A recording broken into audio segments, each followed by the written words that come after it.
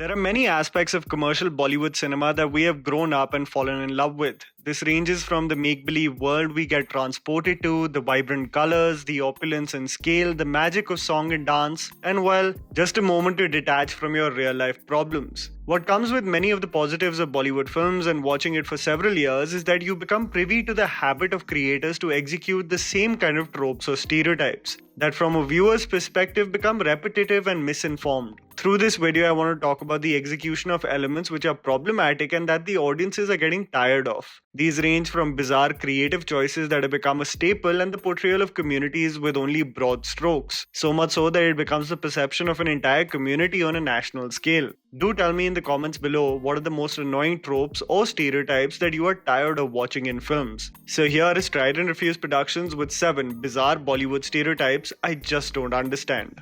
The item song trope. One of the funniest features of commercial Hindi cinema has become the item song sequence. The definition of these musical numbers has changed over the years, as at one point of time it was just hordes of men surrounding the woman, lusting for her, ogling at her like she was an object. I mean, the name itself has item in it, but it has definitely transitioned to become just performance pieces. I have to say though, it's not entirely changed. This transition is still blurry territory. I remember the time they were so popular that people went for Tees Maar Khan just to watch Sheila Ki Jawani and left. While Nora Fatehi has basically ruled this niche in Bollywood in the last few years, as she justifiably kills it every time with her dance moves, nobody is debating about that. But the hilarious part that I'm mentioning is the way creators integrate the item song in the story, and I would best describe it as the hero dhoonde or ladki nache moment in the film. These songs are often filler pieces for the marketing team of the film, so they have to somehow justify it in the story. So why not make the hero aimlessly look around a bar while a heroine dances her ass off?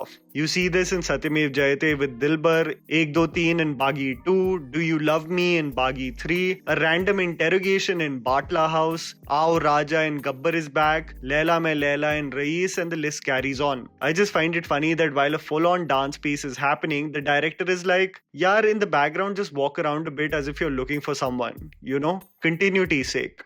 The Bengali community. I have often spoken about the over-the-top nature with which Indian communities have been portrayed in commercial Hindi cinema. I remember speaking about specifically the Punjabi and Gorkha community. All Punjabis drink lassi, eat tandoori chicken and do bhangra in their spare time, while the Gorkha community only occupy jobs of security guards and keep on saying Salam Shabji. The Bengali community in Bollywood has also experienced this tonality when it comes to the portrayal of their community. The Bengalis for years have been portrayed as the middle-parted, oily-haired, pan-chewing intellectuals or artists in films. The problem lies even more so in the execution of the Bengali accent and their tropes. From Akshay Kumar in Gold wearing a lungi and singing Mainu Chad Gayi Hai, or even lame attempts by skilled actors like Nasruddin Shah in Saath Khoon Maaf and Jackie Shroff in Devdas as Chunni Babu constantly saying Bondu. The portrayal and execution of the community has been rather one-tone, while actors like Parambatra Chatterjee and Jishu Sen Gupta have proven to assimilate perfectly in Hindi cinema and accurately portray these roles.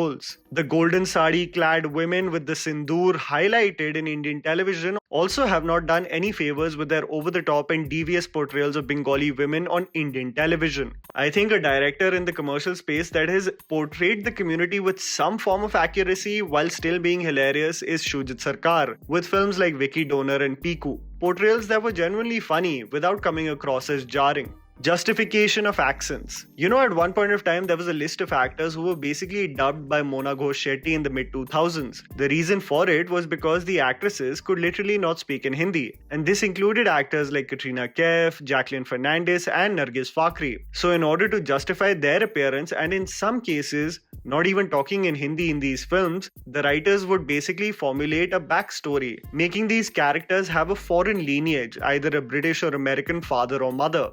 While in context this made sense for films like Namaste London, it's hilarious that at one point of time, and even today in some cases, the writing would change depending on the limitations of an actor in speaking the language, which is hilariously the medium to communicate, probably a film's most important quality. This was a process which showcases the problem with the writing in commercial Hindi films, that is star-led rather than story-driven. I think this is the main reason why people today want an accurate portrayal of characters and where they come from.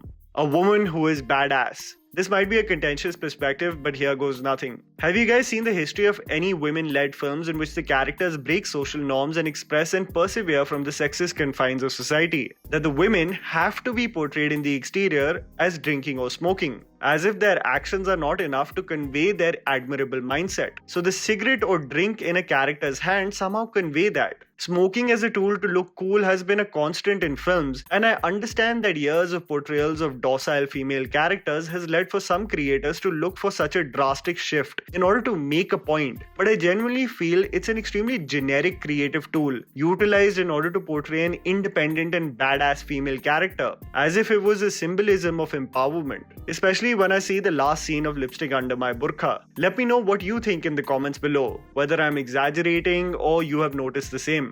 The Goan. History has showcased Goans as liberated and free both from within as well as outside. Sadly, the case is also true that it sticks to the tropes of what our idea of every Goan is. Exceptions of course exist with films like Bhumika and Trikal, but the stereotypes are glaring. The Goan woman has a history of being portrayed as the confident, skirt-wearing and sexually liberated individual, speaking Hindi in an anglicized fashion which is quite contrary to the generic coy and soft-spoken Hindi heroine, bringing about the connotation of them being easy. The old Goan women, always portrayed as Catholics, are God-fearing and will say dialogues like "God tumhara raksha karega, my son." While this is still a rarity and the over-the-top nature of it was seen in Dimple Kapadia's performance in Finding Fanny, it is the portrayal of the constantly drunk Goan man that annoys me. If you look at the constantly drinking, skullcap and lungi-wearing Premnath in Bobby, or Pran singing "Phir na kehna, Michael daru pike danga karta hai" in Majboor, it still sets an idea of what Goans are like on a national scale. Every Goan does not have the surname DaCosta, and trust me, no Goan is wearing floral shirts and fedoras anywhere. Foreign dancers. I've grown up with commercial Bollywood cinema and have been obsessed with our format of songs and dance. While growing up and watching cinema through the 2000s, I found the combination of the actors and the Indian background dancers to synchronize and work perfectly. Suddenly, there was a shift which we all saw in commercial Telugu cinema as well, where only foreign female background dancers could be seen. While you put things into context for songs like Desi Girl or Chamak Challo or Tenu Leke or even You Are My Sonia, where the songs are being performed in foreign locations. After a point of time though, that logic also went out of the window, where context didn't matter, but the background dancers had to be white and not from an Indian nationality. While the most soulful movie albums have an absence of songs with choreography with background dancers, this transition of OTT content and films straying away from song and dance has not only affected the jobs of background dancers, but this transition of preferring foreign dancers actually made them basically unsuitable for many projects. You look at Darde Disco, the picturization of the helicopter Ela song Ruk Ruk, the popular Telugu song Toplesi Podi with Alu Arjun, the hookup song from Student of the Year 2. Hilariously, this feature also exists in a song titled Mumbai Dilli Di Kudiyan. How ironic, right? You look at Bala and Houseful 4 and the list goes on. I can only assume to equate this transition for creators to have an obsession with white skin as the only desirable color. Hindu Godman as the villain. Okay, just straight up now, it's just become a trope that if in a film or a series I see a Hindu godman being portrayed behind closed doors, something shady is happening or he is simply the antagonist. I mean, I understand that it is only an exaggerated vision from what is happening in real life, but with the consistency of portrayals from the second season of Sacred Games, the MX Player series Ashram, Mahesh Bhatt's debacle Sadak 2, Amol Gupte's portrayal in Singham 2, the Sony Live series Maharani, and A Simple Murder, all of these shows and films showcase their Hindu godman as devious conman, and I think it has run its course of taking it to the point of complete exhaustion. And that was the video, guys. Write down in the comments below whether you feel the same and whether you have some video ideas for our channel. Please don't forget to follow me on Instagram. The handle's right in front of you. Follow me at JammyPants4. Also, please support us by smashing the like button and subscribing to our channel for weekly content ahead. Thank you for watching.